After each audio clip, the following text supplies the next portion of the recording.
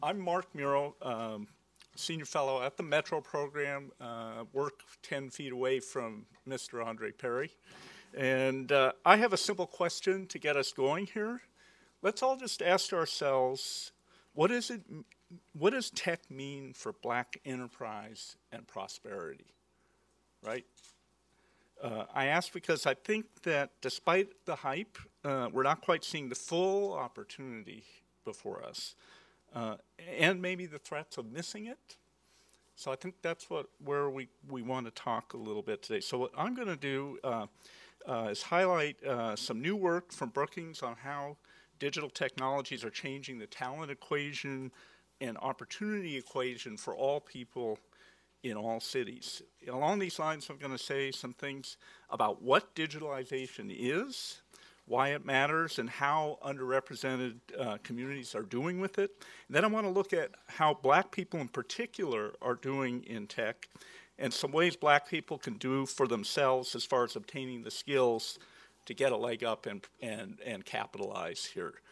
Because there's no doubt there is a huge opportunity here. Technology empowers, but it also has a darker ability to polarize. So I think I just want to put these facts on the table. I'm going to give some sort of factual framework here, and then you guys can take off. So, and then I'll get out of your way. Let's start with what digitalization is and why it matters.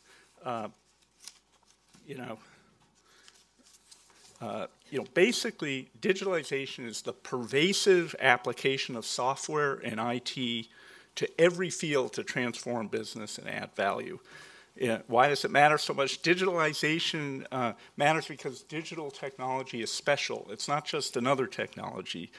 Its core capability is essentially to manage information, manage the transformation of information, but especially to amplify the ability of people to add value. It's an incredibly powerful technology, as we know. In this regard, the explosion of digital skills is transforming nearly every aspect of the economy. On the technology side, mobile networks, apps, cloud computing, artificial intelligence are enabling the scale up of a blizzard of technically enabled new business models. Ubiquitous e-commerce, sharing models, the gig economy we just were talking about, fintech and e-health, data analytics, online comparison sites, and now artificial intelligence at your desktop. Yikes, but it's coming very soon. And the workplace is being transformed. Cloud-based enterprise management services like Salesforce are everywhere. This isn't a remote issue. Every worker may be working in this environment. Every retail operation, these are ubiquitous, so they affect all workers as well. Social and collaboration tools like Slack and Skype, job search platforms like LinkedIn and Monster are how you find a job. And think of the whole sharing economy in general. This is pervasive, it's ubiquitous. It's not something you can opt into, it's everywhere. So much is happening, it's really hard to assess the whole onrushing scene. And this is why we put together a new analysis on how digital skills are changing the world of work. Again, a lot of hype, a lot of vague discussion. Let's drill down to what it really means. So we used a very granular Department of Labor data set based on thousands of interviews with real workers in real jobs to rate the digital content of about 545 occupations. Gave everyone a skill from 1 to 100, a rating of 1 to 100. How much tech, how much digital knowledge is required in your job? So to give you a feel, software developers came out near the top of the list on this 1 to 100 scale with 94. Pretty expected. A registered nurse, though, is 55 on this scale, and then construction labor came in at 17. That's just to give you the range. Once we did that, we sorted these occupations into high, medium, and low digital bands, and compared what's been going on since 2002. What did we find? Well, the first thing to say, digitalization is proceeding really fast. this is, again, not an optional trend. Every occupation, every job is transforming. Looking in aggregate nationally at all jobs, the share of jobs with high or medium digital skill now has increased since 2002. Just 45% of jobs now in 2002 required high or medium skills, now 71%. That means just 30% of jobs now are accessible for someone with no or low skills. So you've got to get tech skills. That's a big starting point. And it's getting harder to find a job if you don't know one's way around basic computer environments. Beyond the rapid increase, though, look at this. These technologies empower the workforce, but they also divide it. This shows the kinds of rewards of these digital skills. These skills augment productivity of those possessing them, and to that extent, highly digital jobs pay about twice what low digital job positions do. And yet, so there's a tremendous upside here. This is the reward for these skills. This isn't an abstract thing. The more digital your job is, or your activity or your firm, the likely the better rewards. Now, let's see. Oh, and then so you can see twice, about 2 to 1 from high to low. So just as digital empowers workers and firms, these skills are not evenly distributed, which polarizes outcomes. So this is the challenge. Most notably, the uneven distribution of digital skills across groups translates into disparate participation in the best paying industries, the best opportunities, and exacerbates economic disparities. This is the downside of uneven acquisition. Here you can see digital know-how varies among groups. Whites and Asians lead. Blacks, middling digital skills, and Hispanics lag significantly. And you can see how this is playing out in the job market. Overall, non-white groups are underrepresented in the top most highly digital and most highly remunerative industries. But blacks especially have managed a solid presence in the middle: health, transportation, social service occupations. So the bottom line here, differences in technology adoption are playing a big role in shaping outcomes. This is just part of the reality, part of the opportunity structure. So economic inclusion now depends on digital participation. So you're not wrong to want to have a conversation about that today. Let's drill down now on blacks in tech specifically. Let's focus on, and talk a little about how African Americans can do for themselves to gain power and prosperity in that space. Overall, you can see blacks make up about 12% of the population, but account for about 8% of computer and math jobs. That's genuine progress here, but they remain underrepresented. And the picture's varied. Blacks have increased their presence in several important tech occupations, such as the big programming, a big important industry and occupation. And blacks now have greatly increased their presence. Operations research the same, and they're actually overrepresented in network architecture jobs, a very important occupational base. So there's been true inroads made here.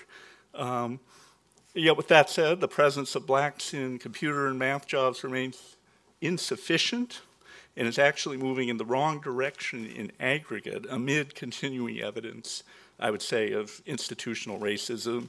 And really the tech kind of programmer culture is I think, a problem for even acquisition of skills and the reward thereof. So looking at across the country, moreover, you see more variation across metropolitan areas.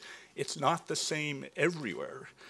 Black share of computer math employment falls short of the workforce in a large number of the 97 largest metros, and is substantially lagging in places like Jackson, Mississippi, Memphis, Richmond.